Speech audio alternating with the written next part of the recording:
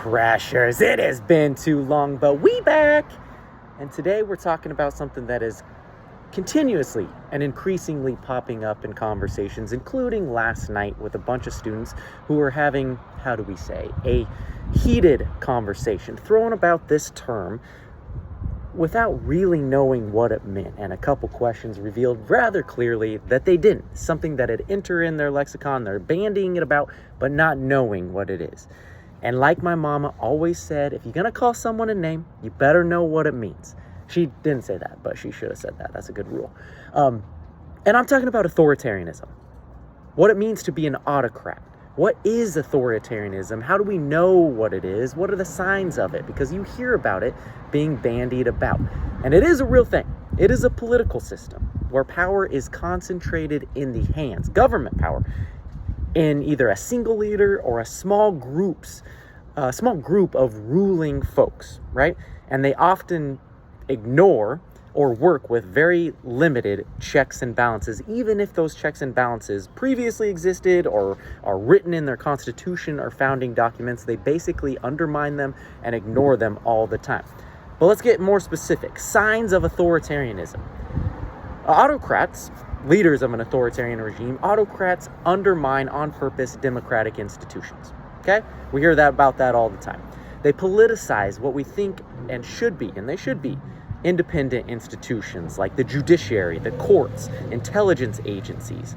They ensure and demand loyalty. They throw out people they see as insufficiently loyal and stock these government agencies or departments with loyalists to make sure that their ends are being met.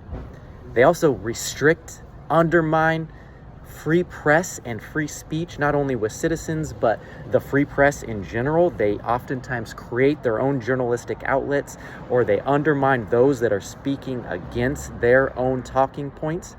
They expand the use of executive powers, which presidents in our system are wont to do, but they go far beyond what has typically been accepted within a democracy. They use things like emergency declarations to justify their actions or rationalize their actions or create a pretext that this is necessary and are the ones that can fix it. They target political enemies, throw them in jail oftentimes, investigate them, use the tools of the government, let's say like the IRS, to investigate their business dealings, make their life a living hell from the position of government. They often scapegoat the others, minorities, opposition groups, not allowing them equal access to ballots or speeches or protests. And then, of course, the telltale sign is that there's a constant questioning of election results, manipulation of elections results. They take over not only the counting of ballots, but the certification of elections, which is why we see those people being elected over and over and over again with something like 197% of the vote. Telltale sign. Okay, so those are the specifics of what autocrats do and authoritarian regimes, but I want to leave you with one more important point. History has taught us it's very hard to pinpoint exactly when you flip from democracy to authoritarianism. It is often comes retrospectively, where you look back and say, man, over the last 10 years, look at that gap and look where we've come. But it's very hard to see. Just like when your children age, you don't necessarily see it every single day. But when you look at a picture, even just like 3 months ago, you're like, man, they are different people.